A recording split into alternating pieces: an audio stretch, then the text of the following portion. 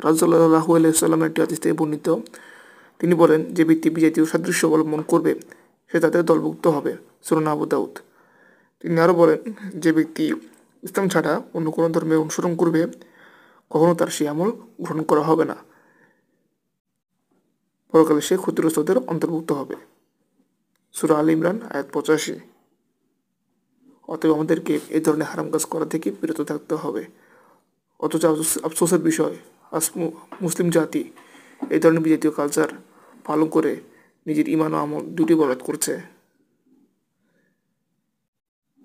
বর্তমানে আমরা 31st night উপলক্ষে শিরকযুক্ত কিছু স্লোগান দিই, যা আমাদের ঈমান আমল সব কিছুকে ধ্বংস করে দিচ্ছে। এই ধরনের স্লোগানগুলোর মধ্যে একটি হলো, যেটা আমরা সবসময় বলি, মুছে যাক গ্লানি, মুছে যাক যারা, অগ্নিস্নানের সূচি হোক ধরা। এটি সম্পূর্ণ শিরকযুক্ত